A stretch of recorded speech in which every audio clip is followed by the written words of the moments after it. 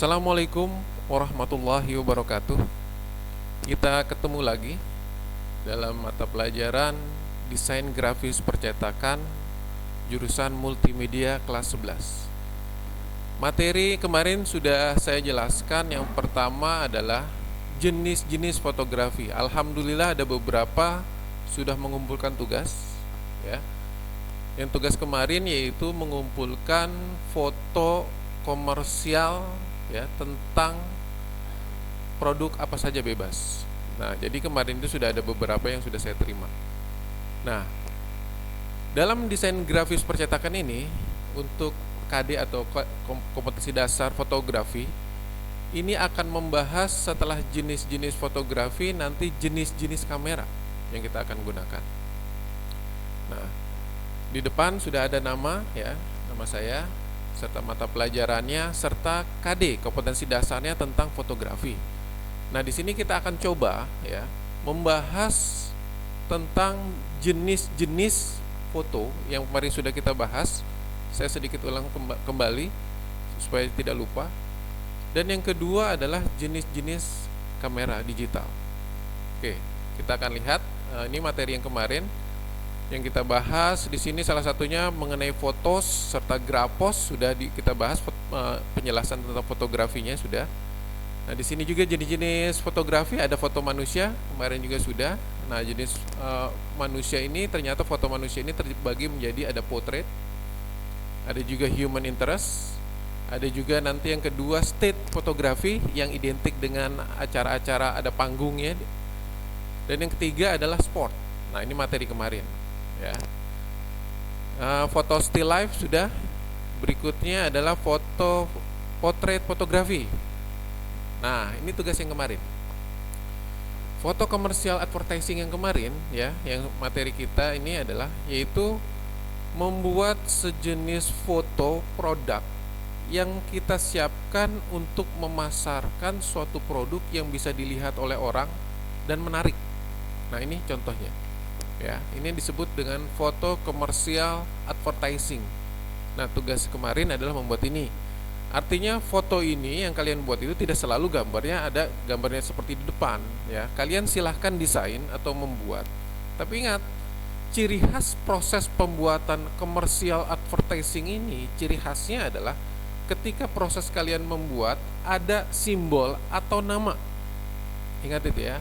Simbol atau nama produk yang mau dijual. Karena iklan di sini. Kalau misalkan ternyata contoh misalnya kemarin dia mengumpulkan ada suatu produk makanan tidak menyebutkan nama makanannya, mereknya apa tidak ada. Nah, di situ akhirnya apa? Ini iklan tentang apa? Nah, itu yang kemarin yang mengumpulkan ada produk makanan tapi tidak menyebutkan tulisan-tulisannya atau menggunakan simbol boleh ya. Contoh yang ada di depan kan ada menggunakan simbol. Kebetulan simbol yang di depan sudah merek-merek terkenal di sini. Nah, ini tugas yang kemarin. Ini sudah saya bahas kemarin sampai makro. Nah, kemarin itu makro fotografi. Nah, ini terakhir. Nah, jadi untuk materi kemarin sudah selesai jenis-jenis foto ya, sudah saya bahas. Nah, yang berikutnya materi hari ini adalah jenis-jenis kamera digital. Nah, jenis-jenis kamera digital ini yang pertama di sini ada namanya kamera saku digital. Disebutnya digital pocket kamera. Kamera otomatis yang menggunakan format pengambilan gambar dalam digital. Ukurannya kecil ya, tapi sekarang mungkin kamera pocket ini kalau saya katakan agak berkurang.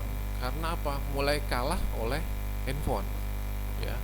Hasil dari kualitas dari kamera pocket ini ternyata banyak yang kalah oleh kualitas kamera di handphone. Akhirnya kemungkinan lambat laun akan ditinggalkan juga di sini untuk kamera digital atau disebutnya digital pocket. Berikutnya, nah di sini ada namanya kamera prosumer atau di sini disebutnya digital bridge kamera.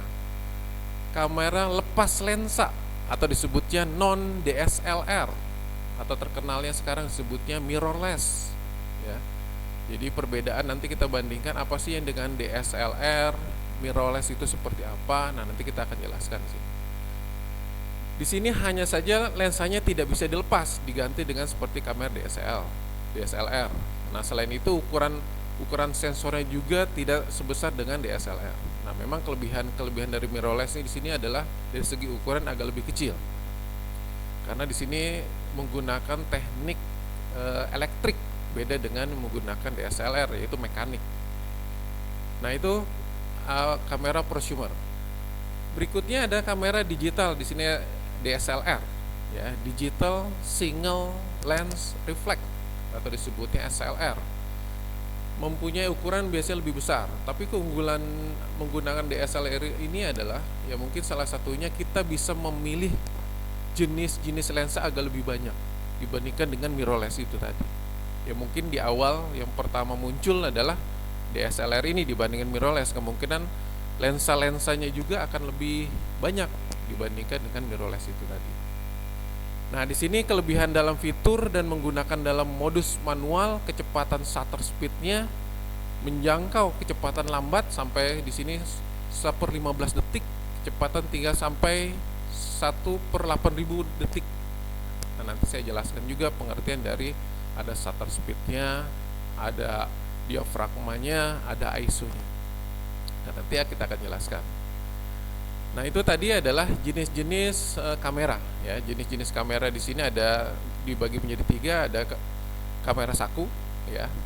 Yang kedua adalah kamera prosumer ya. Berikut di sini prosumer di sini adalah digital bridge ya, kamera yang lepas tadi atau disebutnya mirrorless. Dan yang ketiga adalah digital SLR atau disebutnya digital single lens reflex. Nah, ini adalah contoh gambar yang di depan adalah seperti ini DSLR dibandingkan dengan yang tadi mirrorless agak kecil ya. Nah, berikutnya ada namanya alat bantu fotografi. Nah, jadi nanti kalau misalkan kalian proses pembuatan fotografi, pasti nanti ada alat-alat tambahan. Nah, tambahan ini jelas-jelas membantu kalian dalam proses pembuatan fotografi tersebut. Nah, contoh yang ada di depan adalah tripod. Nah, tripod di sini juga kategorinya ada yang tinggi ya, tinggi itu bisa ukuran di atas 1,5 meter. Bahkan ada yang naruh tripod yang kecil yang ukuran untuk handphone itu di atas meja ya, disebutnya tripod juga sama, kaki 3. Tujuannya buat apa? Ya salah satunya ketika proses pengambilan suatu objek tidak terjadi goncangan. Nah, akhirnya kualitas dari hasil foto itu stabil, lebih bagus dibandingkan dengan kita menggunakan tangan. Nah, jadi dibantu dengan alat bantu namanya tripod. Nah, jenis-jenis tripod ya di situ tadi sudah saya jelaskan.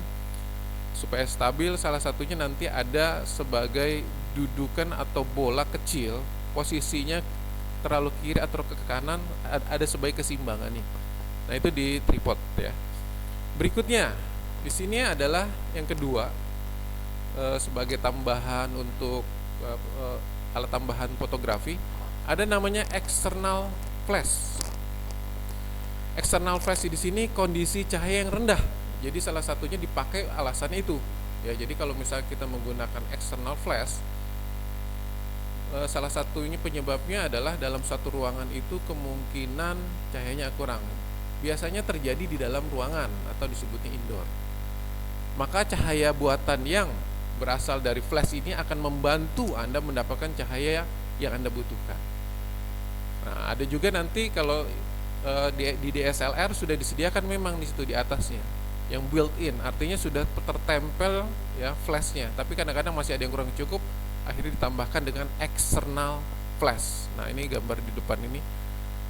Di depan ini nanti ada kita lihat di external flash itu ada sejenis pantulan-pantulan, ada cahaya, jadi nanti ada cahaya nanti bisa dipantulkan kembali. Nah, ada sejenis kartu di situ, card nih di depan, biar nanti cahayanya biar merata. Berikutnya lensa. Nah, tadi sudah saya katakan dari segi penggunaan lensa di SLR dengan mirrorless, jelas yang paling terbanyak ini salah satunya adalah lensa untuk DSLR untuk sementara ini. Nah, di sini adalah contoh misalkan kebutuhan pengambilan gambar Anda dapat menjadi solusi untuk sebuah gambar yang maksimal. Jadi tergantung kebutuhan Anda.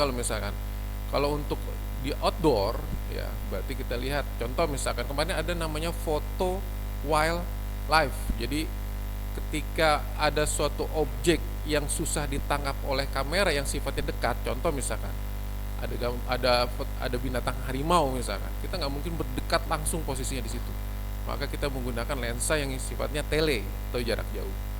Nah, di sini jenis-jenis lensanya cukup banyak untuk DSLR. Mirrorless juga ada, ya, mirrorless juga, tapi tidak sebanyak dengan DSLR. Berikutnya, nah gambar yang ada di depan ini adalah alat tambahan, ya, filter.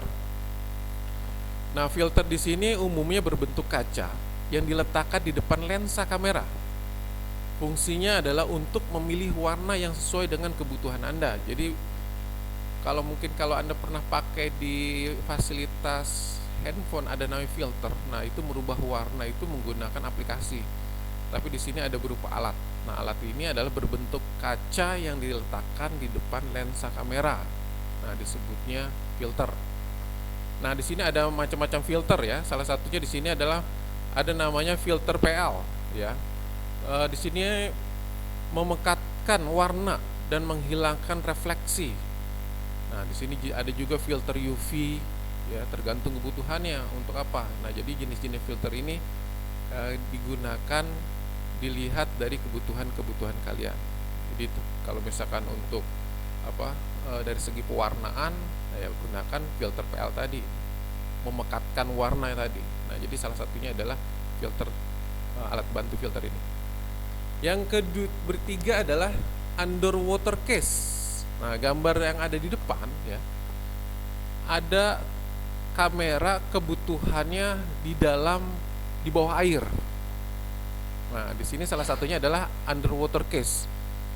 Jadi casing yang dipakai, ya, atau misalkan kamera langsung yang bisa dimasukkan di dalam air tanpa menggunakan case, ada juga seperti itu. Jadi kebutuhannya adalah dipakai di bawah air. Anda memiliki piranti ini, dengan memasangkan piranti ini kamera Anda, maka kamera Anda dapat digunakan mengambil gambar di bawah air tanpa merusak kamera. Nah, tapi hati-hati juga di sini, ya, jangan sampai ada underwater case ini ada yang pecah, ya, mengakibatkan air masuk ke dalam, habis sudah nanti untuk kameranya. Berikutnya ada namanya tudung lensa. Nah, tudung lensa ini sebagai alat tambahan juga dipasang pada lensa, berfungsi menghilangkan cahaya sinar yang tidak diinginkan masuk ke dalam lensa. Nah, disebutnya adalah tudung lensa. Logika kita adalah, saya ibaratkan seperti topi. Kalian punya topi. Nah, jadi supaya mata kalian tidak terkena langsung banyak cahaya, maka kita gunakan namanya tudung lensa. Tudung lensa ada ukuran-ukurannya, ya. Di sini kalau kita lihat ada beberapa mili, ya. Lihat paling kiri paling rendah. Nah, yang kedua itu agak tinggi. Jadi memang tergantung dari kebutuhan. Kalau semakin banyak cahaya, ya berarti tudung lensa ini agak lebih panjang. Nah, ini adalah gambar dari tudung lensa itu. Berikutnya, nah tadi tambahan yang pertama ada namanya tripod. Nah, berikut di sini adalah ada namanya monopod. Monopod berarti apa? Si kaki satu. Loh, nanti penyimpanannya gimana? Ya, posisinya harus dipegang. Jadi memang dari segi standby itu tidak bisa harus dilepas gitu, ya, harus tetap dipegang. Tapi ada keunggulannya. Ketika proses untuk memutar, ya, objek kamera, ya, kameranya ke kiri ke kanan misalkan, itu sangat cepat. Nah, jadi sama tadi kebutuhannya untuk apa dulu. Kalau kita misalkan untuk yang sifatnya pengambilan objek yang sangat cepat, ya kita gunakan lebih baik adalah monopod ini dibandingkan dengan tadi tripod. Tripod bisa kiri kanan tapi tidak secepat dengan menggunakan monopod. Nah, gambarnya seperti ini. Berikutnya, tambahan dalam fotografi ada namanya kabel rilis. Nah, di sini kabel rilis ini ternyata tombol, ya, menggunakan seperti injeksi yang lentur, berfungsi untuk menghindari goncangan saat shutter atau ditekan. Jadi kalau misalkan kalian pernah menggunakan kamera, ketika menekan tombol shutter, itu kadang-kadang kejadiannya ada yang sifatnya goncangan atau goyang. Nah, maka dibantu oleh kabel rilis ini yang ada di depan kalian nih gambarnya. Nah, jadi objeknya akan stabil, kameranya juga akan stabil. Nah, jadi hasilnya akan lebih memuaskan. Jadi dibandingkan dengan tanpa menggunakan kabel rilis ini. Ya, jadi memang dari segi apa? Dari segi ini ada kabelnya ya. Penggunaannya memang agak ribet juga terlihatnya. Jadi kesannya itu melihatnya agak ruwet gitu, ada kabel di mana-mana. Berikutnya adalah alat tambahan berikut di sini ada namanya background. Nah, lihat gambar di depan. Untuk pemotretan studio dengan berbagai macam-macam pola dan warna. Nah, gambar yang ada di depan ada namanya background green screen nih kalian nih. Nah, gambar green screen ini ternyata apa? Gambar yang ada di depan ada tentang pembuatan film atau video tentang ini tokoh ya, Superman ketika terbang. Nah, ternyata di background ini warna hijau, green screen. Nah, kelebihan dari green screen ini adalah bisa merubah atau bisa dimanipulasi backgroundnya. Nah, jadi kalau misalkan ngelihat film-film orang misalkan terbang atau animasi apapun itu dibantu oleh green screen ini.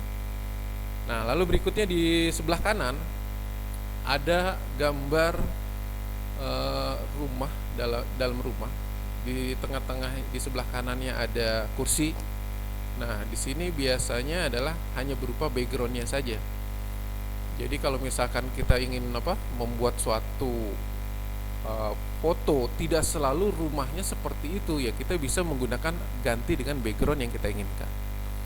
Atau di sini pernah bagi melihat yang kakak kalian yang wisuda misalkan. Wisuda itu kadang-kadang identik dengan belakangnya itu atau backgroundnya dengan rak-rak ada banyak buku-bukunya misalkan. Nah, itu menggunakan background. Jadi nggak mungkin misalkan acara wisuda itu kita bawa rak buku, bawa bukunya sebanyak itu, akhirnya kita gantikan dengan hanya sekedar backgroundnya saja. Nah, ini adalah alat tambahan ya untuk menggunakan background. Berikut di sini ada namanya stand background. Nah, di sini stand background. Stand background ini adalah sebagai alat penyangga ya, background.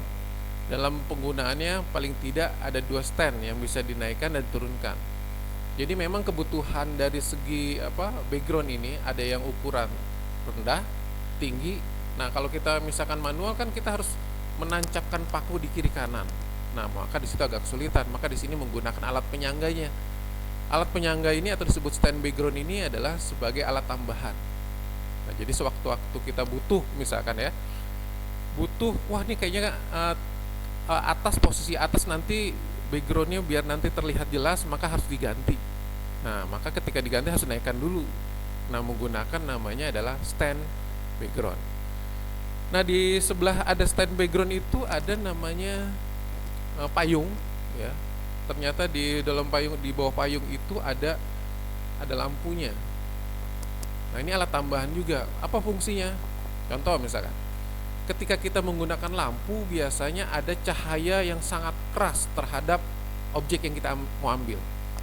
Nah, akhirnya kita di sini harus menyebarkan cahaya itu supaya merata. Nah, itulah fungsi dari payung ini tadi. Jadi kalau misalkan kita menggunakan cahaya secara langsung, otomatis cahaya menyebarnya kurang bagus.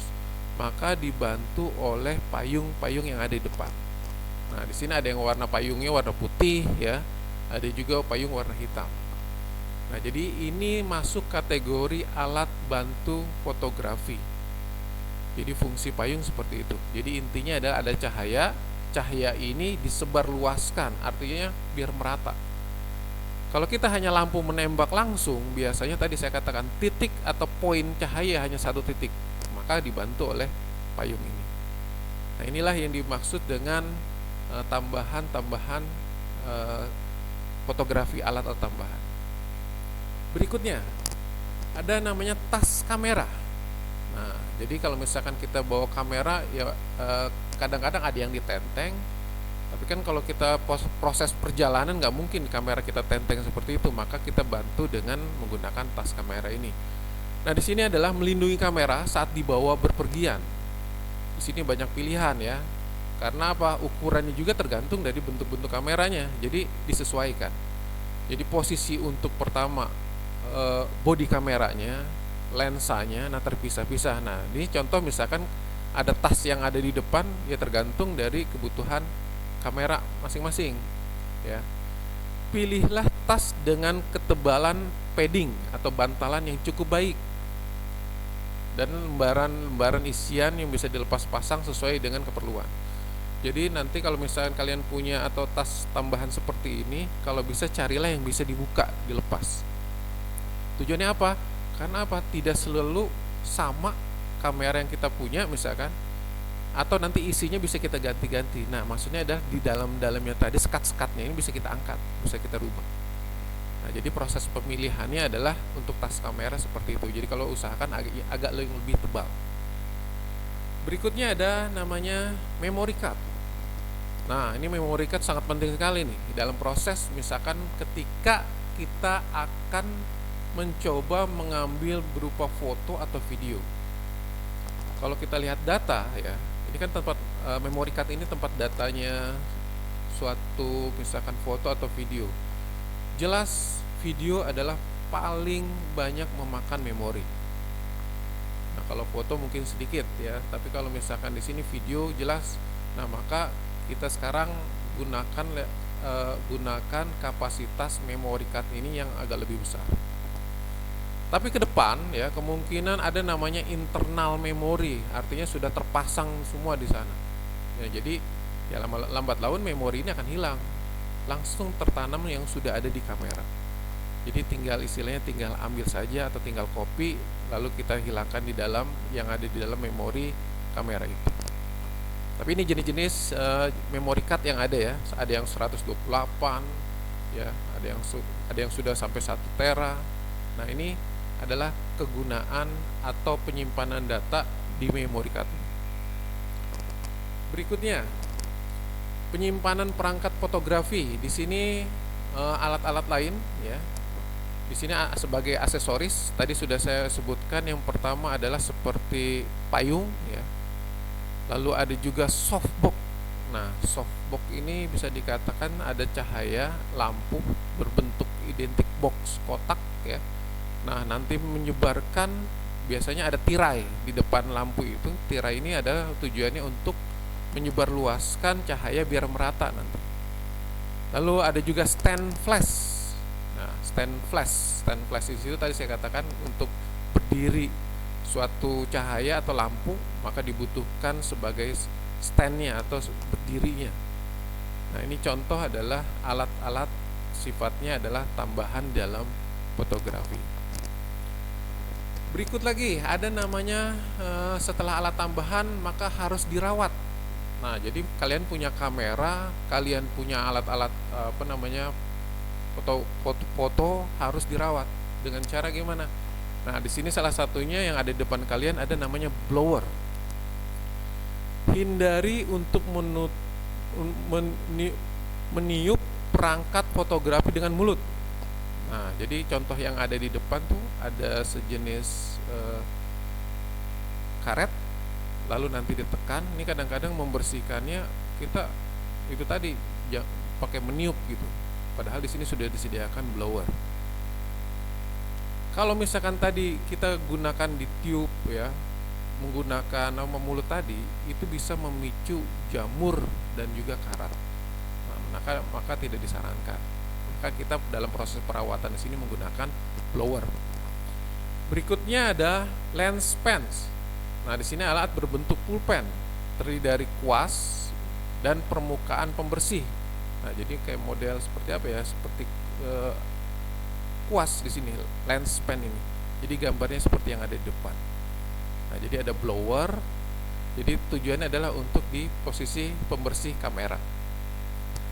Berikutnya ada kertas tisu. Nah, di sini juga ada ya kertas tisu. Jadi kalau misalkan kita lihat kebanyakan kita memakai seadanya aja. Kalau misalkan kita membersihkan, pakai ini aja nih pakai kaos yang kita pakai misalkan seadanya. Akhirnya kadang-kadang lensa kita jadi baret ya. Akhirnya lensa jadi kurang bagus, tidak menarik. Dan berikutnya ada lap ya, menggunakan lap untuk membersihkan bodi kamera dan lensa. bukan pada bagian optik atau kacanya. Nah, jadi kalau misalnya kita membersihkan bodi ya silahkan pakai lap juga nggak masalah. Nah, ini alat-alat pembersih untuk kamera yang kita gunakan. Oke, sampai sini ada pertanyaan?